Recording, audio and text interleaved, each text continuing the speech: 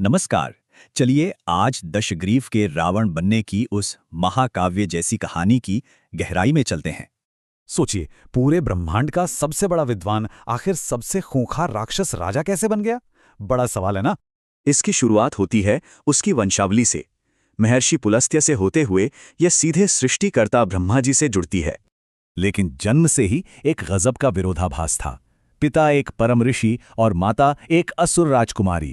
कहते हैं उसके जन्म लेते ही पूरी धरती कांप उठी थी। ये एक विनाशकारी भविष्य का सीधा संकेत था।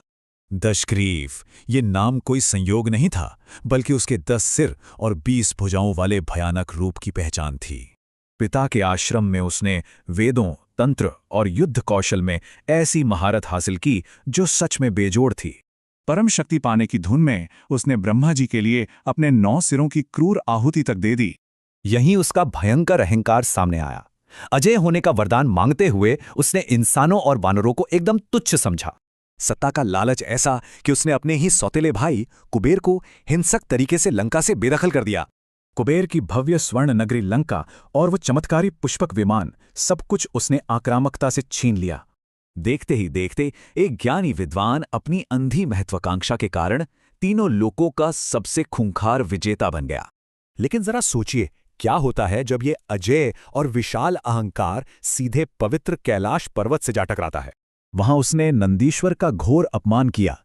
नतीजे में उसे वानर कुल द्वारा सर्वनाश का एक बेहद भयानक श्राप मिला। क्रोध और अभिमान में अंधे होकर उसने अपनी 20 भुजाओं से भगवान शिव के निवास कैलाश को ही उठाना चाहा। तब भगवान शिव ने केवल अपने पैर के एक अंगूठे से उस महाबली विजेता के विशाल अहंकार को कुचल दिया। कैलाश के बोझ तले दबकर वो ऐसा चीखा कि पूरा ब्रह्मांड कांप उठा। उसकी अपार शक्ति वहां बिल्कुल बेअसर थी। यहीं उसका घमंड टूटकर चकनाचूर हुआ और उसकी जगह ली भगवान शिव के प्रति एक तीव्र और अटूट भक्ति ने। हजारों साल तक पर्वत के नीचे फंसे रहकर उसने महादेव के लिए शिव तांडव स्तोत्र रचा। ये अद्भुत समर्पण था। इसी अटूट तपस्या ने अंततः उसे शिव जी की क्षमा, असीम कृपा और दिव्य चंद्रहास तलवार का उपहार दिलाया, जिसकी गर्जना से पूरी सृष्टि कांप जाए। यही नई पहचान रावण स्वयं भगवान शिव ने उसे स्थायी रूप से दी। तो सोचिए, क्या परम शक्ति हमेशा अहंकार लाती है, या सच्ची भक्ति बड़े से बड़े अहंकार को भी हरा सकती है?